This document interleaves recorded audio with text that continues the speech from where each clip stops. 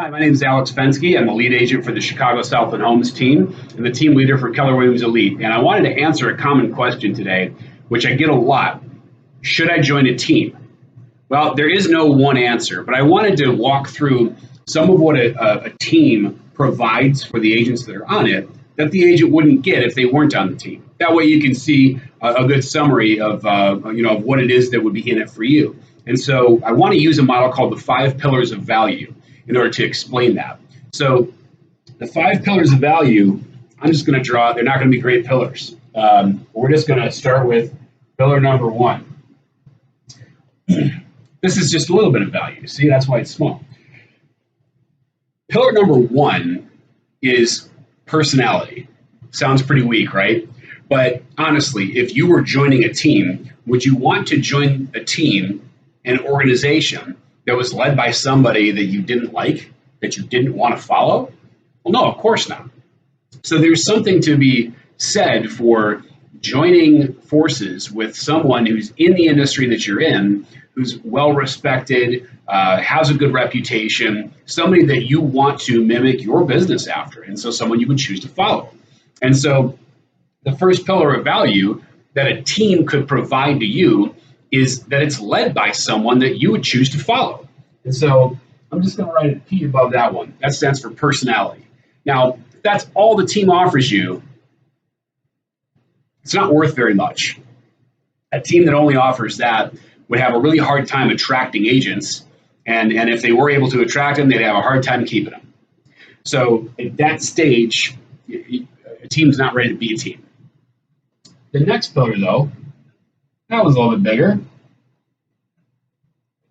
The second pillar of value is training.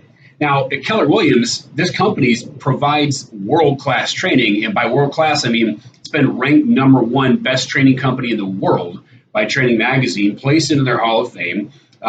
So many accolades around that. A team is not going to provide you better training than that. But they can provide you additional training. And for understanding that, think about, when you're in a classroom, you can learn out of the book, and you may even do some exercises. Most of our training offers interactive and live action. You're going to actually do something in the class.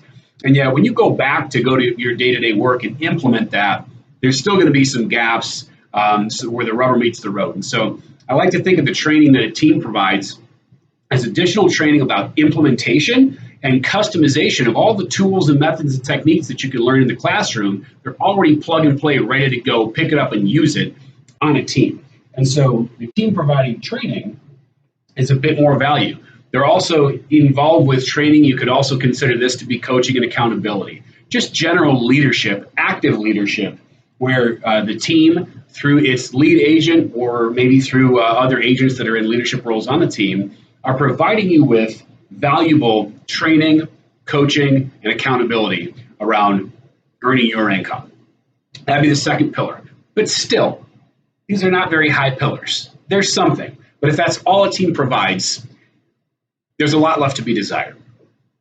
The third pillar, this is the one where things start to get kind of real, because this one is administrative support.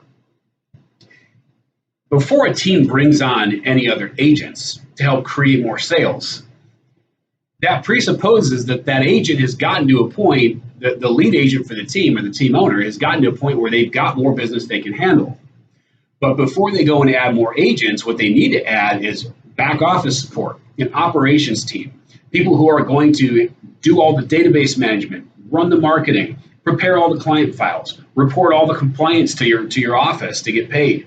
They're going to process all the contract to close tasks that need to be done. They're going to take care of everything that's not sales activity. And only after they've got those people in place is that agent ready to add more agents to their team. So when you go and look at a team, you should be seeing that they have full administrative support in place. Now, this is something that you're really not going to get somewhere else. So now we're starting to get into where this really is valuable. Good person to follow is a little bit valuable.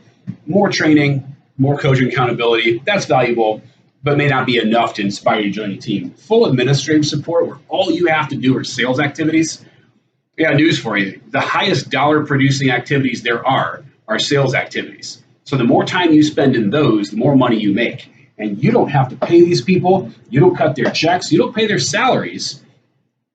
You just get to focus on your sales activity and earn more income by doing that and never having to worry about all the other things that are being taken care of for you. That's pretty valuable. But it still isn't quite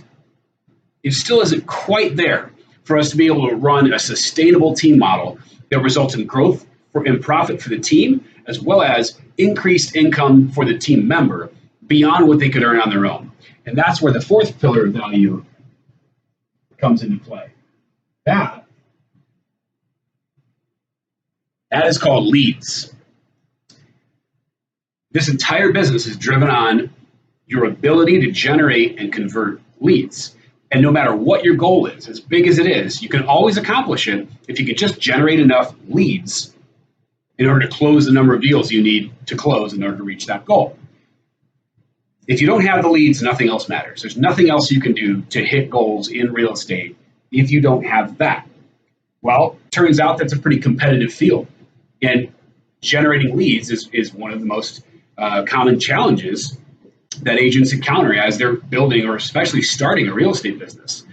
It takes a lot to be able to get lead generation sources cranking to where they are continuously and predictably throwing off business for you to go and convert and service. And when an agent starts new in the business from another industry, they're starting with zero. You got to build everything. It's still a great career, and yet a team should already have their lead generation systems in order. And by the way, it's the operations team who's running those systems. So you can step into a business where it's already flowing, it's already there, and you just got to convert it. Now, this combination of these four pillars, to be able to be in business with someone you like, admire, and respect, get additional training beyond what's offered elsewhere, have full administrative support, and have a steady flow of leads to convert, it sounds like a pretty good deal. But wait, there's more. The final and the pinnacle of the team relationship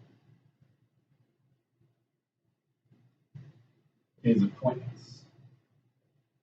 Now, an appointment is different than a lead because an appointment assumes that the lead has already been cultivated over time and converted to where the team member wakes up each morning, looks in their calendar and goes, let's see who I'm meeting with today. That's an appointment. Now there are not that many teams that have reached this. It's not that I could point to examples in relation to the number of teams that there are. This one takes a bit of scale to get to. It basically assumes that the team has an internal inside sales department, people who are working to cultivate and convert these leads to appointments. Now, it would stand to reason that each step along the way, the compensation agreement that team can reasonably agree to with you is going to be governed by how much of this value they're providing. So you would assume that if a team is only providing these couple of pillars of value, that you would have a higher percentage of the commission income that comes in from that team than if you were doing this. And all you did is just wake up, go on appointments, close contracts. Wake up, go on appointments, close contracts. At these higher pillars of value, you'll have a lower percentage because the team's doing more of the work. But these are higher and higher dollar productive activities to where going and converting appointments is the highest dollar productive activity you can do. And if you spend all of your time or maybe 80% of your time doing that, you don't have to do any of this other stuff, you can make a lot of money, even when the percentage is lower. So when you're looking at teams, don't think, oh, it's all about split. It's about the opportunity, the value they're providing, and the amount of income that you can earn from that value. And so think about these 5 pillars of value and even ask the team that you're talking about if this is something that they've seen and ask them what value they do provide. So I encourage you to explore all your possibilities out there and wish you the best of luck.